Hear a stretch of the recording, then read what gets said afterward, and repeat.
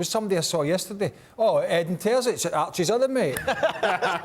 In his press conference, it was dubbed because it was in German, obviously. Right, yeah, thank you. Derek Ray wasn't here. He said, yeah, I've got to sit here again and face your stupid questions. No, we got to sit here and the reporters have got to sit there and ask you about your team's stupid defending. Well, it's not so much his antagonising ways, though, isn't it? Well, that's his jacket he wears normally. That's the way that it goes. I can go grab that if you want. No. We definitely don't have time. Archie, is this a free hit for Bayern? How would you describe this? Oh, no, there's a lot at stake for them here. And particularly for Thomas Tuchel to make sure that they don't get humiliated. And I'd say that how this game goes as well, there's the jobs of at least one of Hasan Salihamidzic, the sporting director, and chairman Oliver Kahn on the line, because, look, they rolled the dice. This was the gamble 2 weeks ago or so. When sacking Julian Nagelsmann, the whole point of bringing in Thomas Tuchel was instant success. And right now, you look at those games there, that they've only scored 3 goals in their last 4 games. And all of those have been by defenders. He's not got the attack firing. They only look dangerous from set pieces and from long shots right now. They're not really creating an abundance of chances. And what I heard Thomas Tuchel talking about today is how he can accept when the opposition scores from distance or through a nice piece of combination play, which I think reflected on what he wants to see from his team. And so far, he hasn't seen anything. This is a Bayern Munich side or Bayern Munich as a club, that wants to see itself as being one of the best clubs in the world.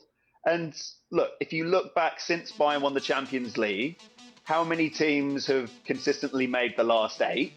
I only look and find Real Madrid and Man City.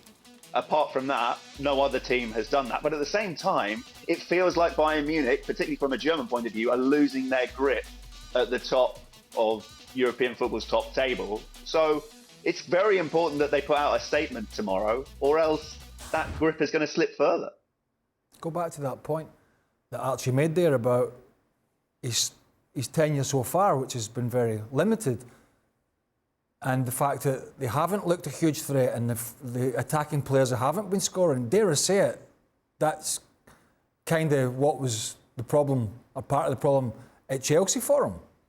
At the end, or certainly in the last few months, obviously it's got even worse now, but even look at his last, season at Chelsea, lots of possession, bit pedestrian, Werner not scoring, Havertz not scoring, Lukaku was in, then he left. So it was kind of similar, where the football at times wasn't bad, but at other times it was slow and a little ponderous, and there was a lack of balls going in to the penalty box. It was something that hampered them at Chelsea, and he was kind of hinting that it was the squad that he had in the hand that he was dealt, and he couldn't do anything more with it. I don't really think you have that argument with this group of players. Yeah, Choupo-Moting was missing. But if you remember his first game, he left Musiala out.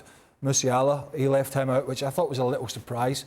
And I just wonder if he's, at the moment, this coach who's gone in there and he's just got the reins on a little bit and just needs to let those go. But in terms of tomorrow's game, yeah, the thing they're playing for is to put a bit of pride back in their side, in their city, and not get rolled over like they did at the Etihad. Let's get back to last week, ahead of the game. And we were thinking, okay, well, this is going to be the one, right? Mm-hmm. Bayern Munich, Manchester City, 2 big boys really going after each other. And what we saw in the second half from Bayern Munich's perspective was capitulation, a team playing with fear, not only represented by Dayo Upamecano and the shocker that he was having, but in general, the team in itself were very tentative, very unsure of themselves, very unlike what we expect from Bayern Munich. And so we spin it forward to tomorrow, and now the story that was supposed to be the 2 big boys going against each other, now we're talking about Bayern Munich are hoping that they don't get humiliated, that they make this respectable. Man, that is a different rhetoric, and that's a different conversation altogether. This team 2 weeks ago was talking about the potential of going after 3 competitions.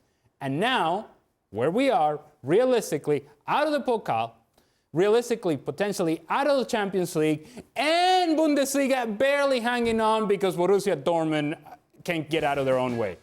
That's where we are with Bayern Munich, and that's where the conversation has gone.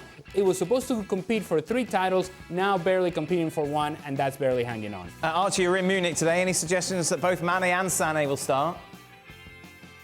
I doubt Sadio Mane will start from the off. Leroy Sané, I think, will.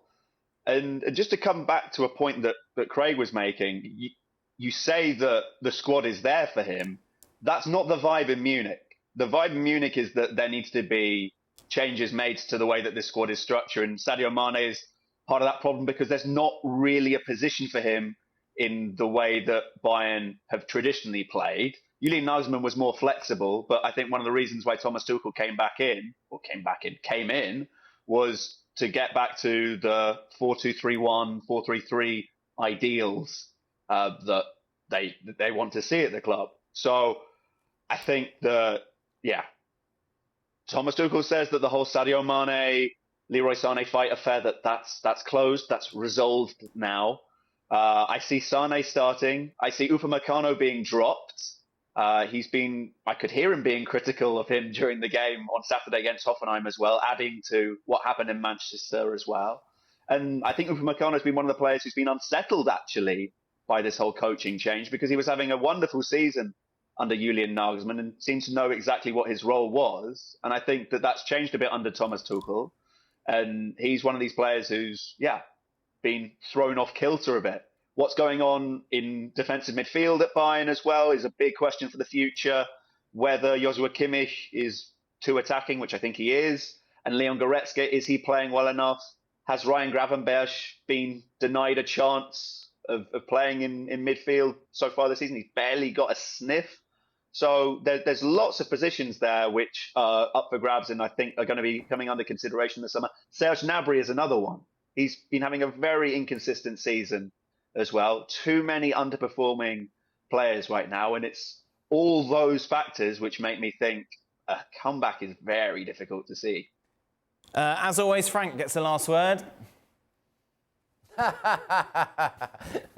I want to say congratulations, Bayern Munich. That was a very good move to change Nagelsmann, who never lost and didn't lose a game, in Champions League, for Tuchel. Very, very good feeling. Good feeling. Well, thank you very much for watching ESPN on YouTube. For more sports highlights and analysis, be sure to download the ESPN app. And for live streaming, premium content, and let's not forget as well, ESPN FC 7 days a week. Subscribe to ESPN Plus.